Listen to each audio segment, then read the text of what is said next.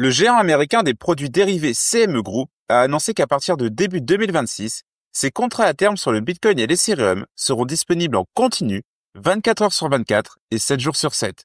On en parle dans un instant. Le Crypto Daily, le podcast qui traite de l'actualité crypto, NFT et métaverse. Salut, c'est Thomas du Crypto Daily, j'espère que vous allez bien. Et c'est donc notre actualité principale aujourd'hui. On parlera aussi des conséquences du shutdown aux États-Unis et du futur de la tokenisation. Mais avant tout ça, et comme d'habitude, le cours du marché. Here comes the money. Here we go. Le marché est dans le vert en cette fin de semaine. Le Bitcoin augmente de 1,4% sur les dernières 24 heures pour un prix de 120 385 $. Ethereum progresse de 1,9% pour un prix de 4 471 $. Le XRP gagne 2,1% et le BNB 6,4%. Le Sol augmente de 2,4%. Le Doge baisse légèrement de 0,4%. Le Tron gagne 0,3% et l'ADA 0,4%. Le CME révolutionne son offre.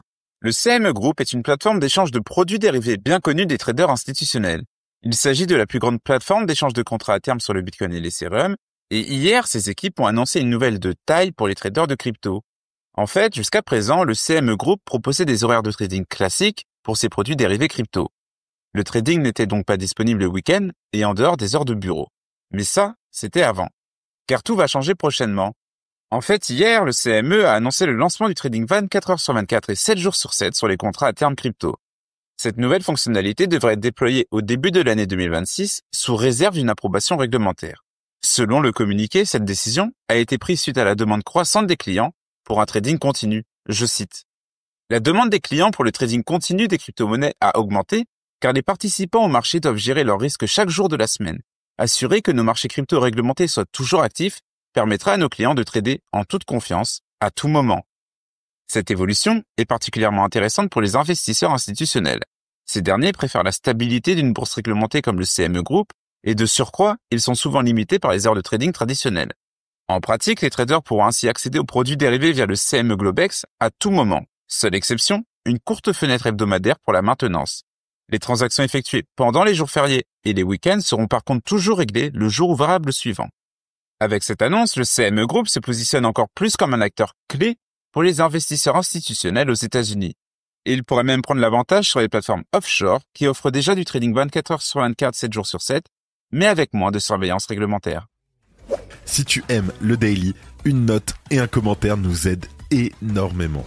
Aussi, si tu ne veux rien rater de l'actualité, abonne-toi. Le shutdown aux États-Unis pourrait retarder des ETF. En ce mois d'octobre 2025, plusieurs ETF spot liés à des crypto-monnaies devraient enfin recevoir l'aval de la SEC. Mais c'était sans compter sur l'arrêt du gouvernement fédéral des États-Unis qui s'est produit dans la nuit du 30 septembre au 1er octobre 2025. Concrètement, faute d'accord budgétaire, Washington a enclenché un shutdown. Ça veut dire que des centaines de milliers d'agents sont mis en congé forcé et plusieurs fonctions réglementaires tournent au ralenti depuis. Avec l'administration américaine en pause, il ne reste qu'une cellule réduite pour les urgences, si bien que les décisions de la SEC sont laissées en suspens. L'agence a précisé qu'elle cessera de traiter les enregistrements et n'engagera pas de réglementation non urgente, même si les systèmes électroniques acceptent encore les dépôts. Conséquence immédiate, les examens concernant des ETF sur Solana, XRP ou encore Litecoin risquent d'être retardés. Une situation regrettable car en dehors de ce shutdown, le contexte actuel aux États-Unis allait dans le bon sens pour les ETF crypto. Les demandes d'autorisation ont bénéficié ces dernières semaines d'une tendance favorable car la SEC avait simplifié certains standards. De nombreux émetteurs avaient mis à jour leurs dossiers en espérant une vague d'approbation dans les semaines qui suivaient. Il faut savoir que la SEC a actuellement une centaine de candidatures à analyser, dont 16 qui expirent en octobre. Au moment du shutdown, la SEC examinait plus de 90 demandes d'ETF et d'ETP liées aux crypto-monnaies. Parmi ces candidatures, Solana arrive en tête avec 8 demandes, suivi du XRP de Ripple avec 7 demandes. Parmi les autres actifs concernés, on trouve des ETF Litecoin, Dogecoin, Cardano, Avalanche ou encore Hedera. La première échéance concernait l'ETF Litecoin de Canary Capital, prévu initialement pour le 2 octobre. Maintenant, plusieurs scénarios sont possibles. Si le shutdown est débloqué rapidement, la SEC pourra reprendre ses analyses et les décisions seront simplement décalées de quelques jours. Mais si le shutdown est prolongé, des délais plus importants s'installeront. Certains émetteurs devront peut-être revoir leurs allocations ou annuler leur lancement. La durée du shutdown reste incertaine à ce stade, et le dernier blocage du gouvernement américain remonte à 2018 lors de la première administration Trump, qui avait duré 34 jours. Merci d'écouter le Crypto Daily. La tokenisation peut-elle remplacer la finance traditionnelle? La tokenisation d'actifs financiers est une des tendances fortes de ces derniers mois dans l'écosystème crypto. D'ailleurs, les acteurs de la finance traditionnelle sont nombreux à se positionner sur ce secteur prometteur. Que ce soit les actions, l'immobilier ou même les obligations d'État, tout est potentiellement numérisable. Et disons-le, les avantages sont tellement évidents que le phénomène semble inarrêtable. Le patron de Robinhood a d'ailleurs utilisé une métaphore ferroviaire pour décrire cette dynamique. Il a tout simplement prédit que la finance traditionnelle serait bientôt entièrement transformée par la blockchain. Pour rappel, le principe de la tokenisation est de créer un actif sur la blockchain qui représente un actif réel et qui en reproduit les caractéristiques. Cela peut être une action, une obligation, une part d'un bien immobilier ou même d'une œuvre d'art, et cet actif numérique est ensuite enregistré sur une blockchain. Cette opération permet de profiter de tous les avantages de la technologie blockchain, comme la rapidité, la transparence, la sécurité et la possibilité de fractionner un actif en plusieurs parts. Selon les spécialistes du secteur, le marché de la tokenisation pourrait atteindre les 5 000 milliards de dollars d'ici 2030, et c'est donc tout naturellement que les grands acteurs de la finance se positionnent sur ce secteur. On peut citer Goldman Sachs, JP Morgan ou encore BlackRock qui multiplient les annonces dans ce domaine. D'ailleurs, à l'occasion d'un entretien avec Bloomberg, le cofondateur et PDG de Robinhood a déclaré que la tokenisation était, je cite, un train lancé à pleine vitesse qui allait dévorer la finance traditionnelle. Vlad Tenev a également affirmé que la blockchain allait transformer la façon dont les gens interagissent avec l'argent et les actifs financiers. Il a ajouté que sa société était bien sûr prête à accompagner ses clients dans cette révolution. La tokenisation d'actifs financiers est donc en passe de devenir un des éléments majeurs de la révolution crypto, et même si certains observateurs pointent du doigt le fait que cela profite surtout aux grands acteurs de la finance traditionnelle, il faut reconnaître que les avantages sont nombreux.